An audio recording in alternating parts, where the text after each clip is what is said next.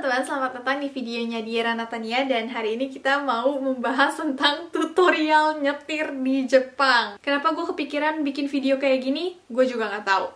Pertama-tama nanti gue akan jelasin bagaimana step-stepnya kalian bisa nyetir di Jepang. Terus terakhir, nanti kita akan bener-bener latihan nyetir di jalanan. Jadi untuk teman-teman yang pengen nyetir di Jepang, stay, jangan di-skip, dengerin sampai akhir.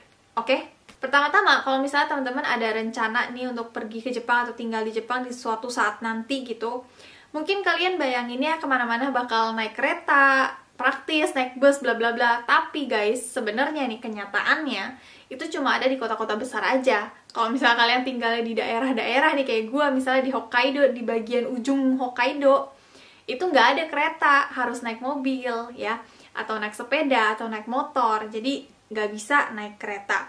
Makanya kalian akan memerlukan SIM, memerlukan mobil untuk bisa nyetir di Jepang, untuk bisa hidup di Jepang. Oke, sekarang kita langsung masuk ke tutorial nyetir di Jepang. Yang paling pertama adalah kalian harus punya SIM Jepang. Dan SIM yang akan kita bahas hari ini adalah SIM nyetir mobil ya. SIM mobil berarti SIM A ya kalau di Indonesia. Dan kita nggak bisa pakai SIM internasional guys. SIM internasional itu kalau misalnya kalian belum tahu nih, SIM yang biasanya bisa dipakai di berbagai belahan bumi gitu. Tapi meskipun kalian ambil SIM internasional di Indonesia, kalian nggak bisa pakai di Jepang. Kalau kalian tanya kenapa, gue juga nggak tahu. Tanya polisi Jepang. Lalu untuk bisa mendapatkan SIM mobil di Jepang itu ada dua cara. Yang pertama adalah kalian ikut sekolah mengemudi di Jepang.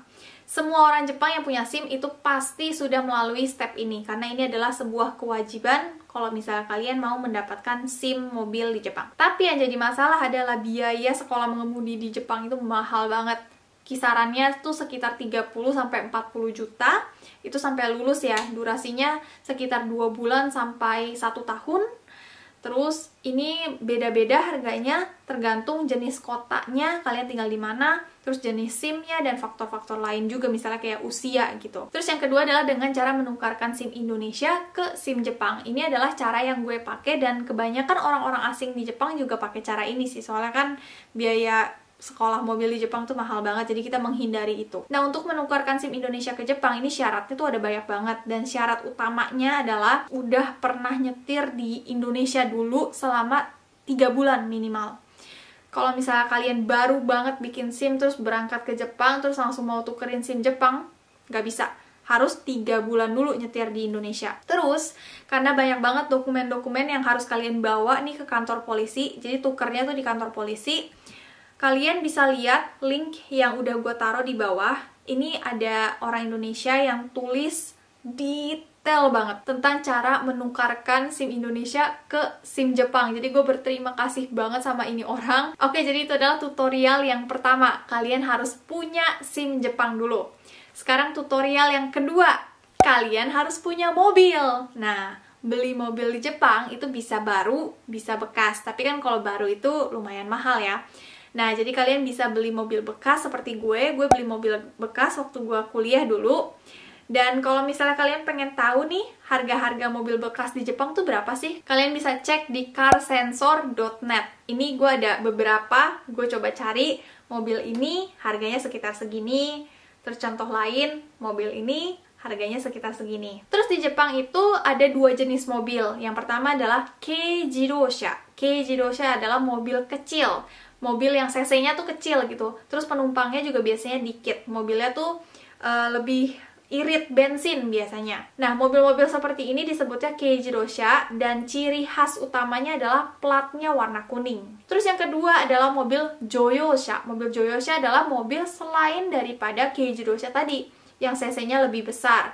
Terus biaya perawatannya lebih mahal. Terus lebih nyaman biasanya. Terus beberapa hal yang harus kalian perhatikan kalau misalnya kalian mau beli mobil di Jepang adalah tiap 2 tahun sekali kalian harus masukin mobil kalian ke bengkel. Ini adalah kewajiban utama para pemilik mobil di Jepang. Dan itu biayanya kalau keijirosha biasanya jauh lebih murah. Biaya bengkelnya bisa sekitar mungkin 4 jutaan sekali masukin bengkel. Itu 2 tahun sekali ya. Terus kalau joyosha itu jauh lebih mahal, bisa 2 kali lipatnya. Nah, tapi seiring berjalannya waktu, mobil itu kan semakin rongsok gitu ya, semakin banyak yang rusak.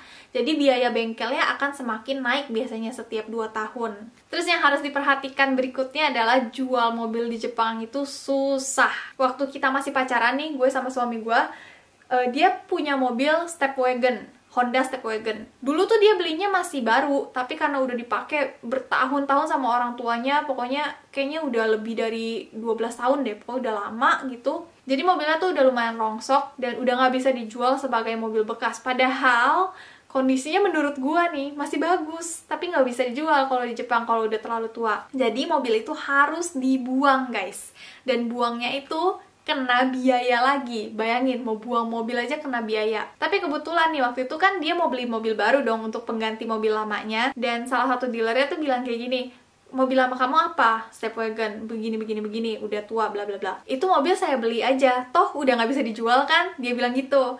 Kalau misalnya mau dibuang juga kena biaya, jadi saya aja yang beli. Terus kita penasaran dong, orang-orang lain pada mau nolak, kenapa kamu mau beli gitu. Terus dealernya bilang, soalnya saya butuh spare partnya. Jadi saya beli mobil kamu seharga berapa teman-teman? 6.000 yen, bayangin, 6.000 yen.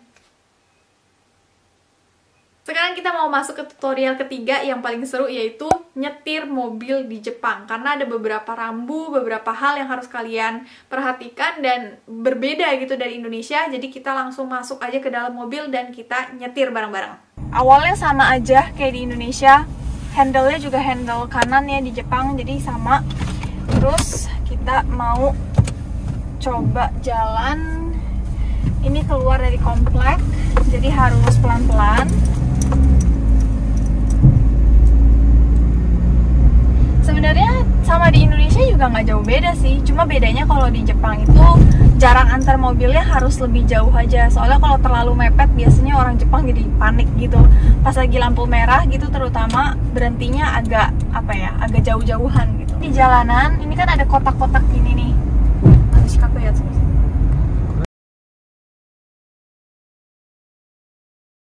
Kotak-kotak gini. Ini artinya banyak pejalan kaki, jadi harus pelan-pelan, berhati-hati. Sekarang ada perempatan nih. Terus ada lambang yang penting banget di Jepang. Ini yang lambang warna merah ini, tulisannya tomare. Tomare itu artinya berhenti. Ini harus berhenti di line, di garis ini. Dan bener-bener harus sampai 0 speedometernya. Terus kita lihat kanan, kiri, jalan pelan-pelan. Berhenti sedikit, lihat kanan kiri lagi, baru jalan lagi.